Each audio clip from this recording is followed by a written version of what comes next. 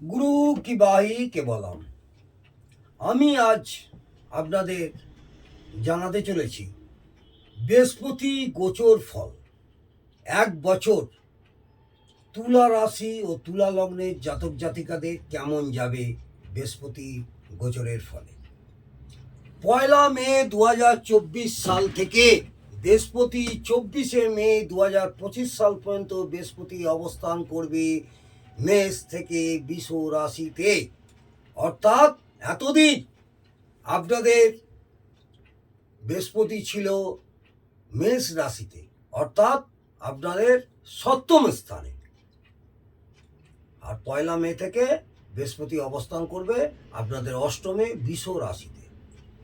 এই বৃষ রাশিতে অবস্থান করার ফলে আপনাদের কর্মজীবন কেমন যাবে সেই সম্পর্কে ছোট্ট একটু আলোচনা করছি।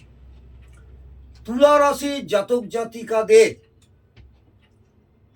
সপ্তম হইতে অষ্টমে গোচর করার ফলে কর্মক্ষেত্রে খুব একটা আশানুরূপ ফল পাবেন না। টুকটাক কর্মক্ষেত্রে ঝামেলা সৃষ্টি হবে, মাথা ঠান্ডা করে কাজ করবেন। যদিও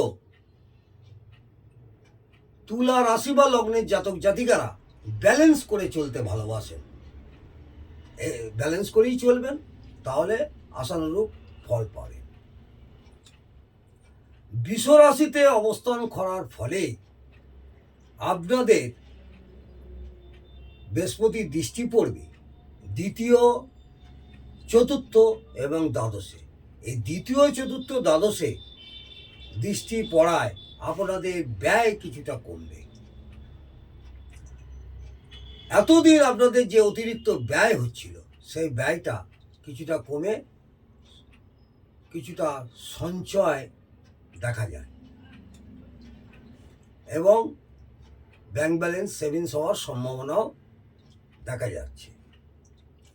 তুলা রাশি বা লগ্নের জাতক জাতিকাদের বৃহস্পতি অষ্টমে গোচর ফলে কোনো ভয়ের কারণ নেই। অষ্টম যদিও আমাদের মারক স্থান বা মৃত্যু স্থান, আমি বলবো কোনো ভয় পাবেন না।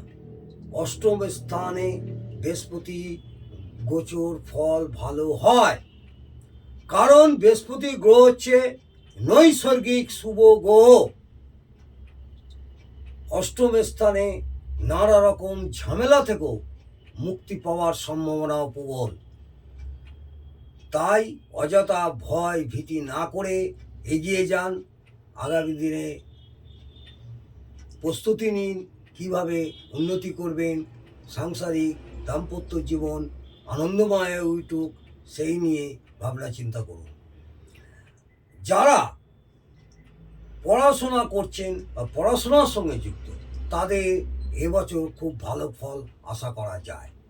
যারা আর্টস নিয়ে পড়ছেন তাদের এবছর খুবই ভালো। যারা গবেষণা করতে চান বা গবেষণা করছেন তাদেরও বৃহস্পতি গোচরের ফলে খুব আশানুরূপ ফল পাবেন। যারা এবছর বিদেশে পড়াশোনা করতে চান বা বিদেশে পড়াশোনা করবেন বলে মনস্থির করেছেন তাদেরও এবছর খুব শুভ।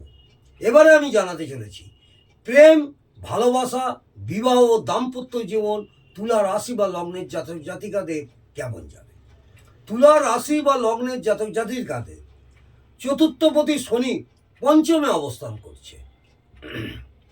ওখান থেকে সপ্তমে বা একাদশে দৃষ্টি দিচ্ছে। সপ্তম স্থানে আবার রাহু দৃষ্টি দিচ্ছে, বিবাহ স্থানে দৃষ্টি দিচ্ছে। যেসব জাতক জাতিকারা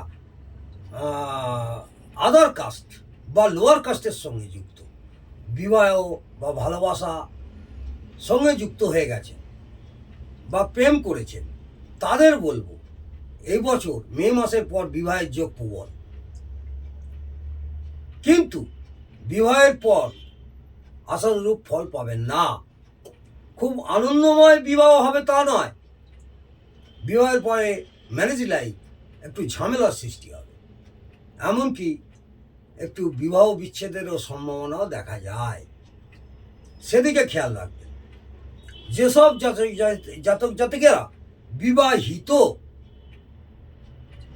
তাদের বৃহস্পতি গোচরের ফলে দাম্পত্য জীবনে টুকটাক ঝামেলা লেগে থাকবে 1 বছর।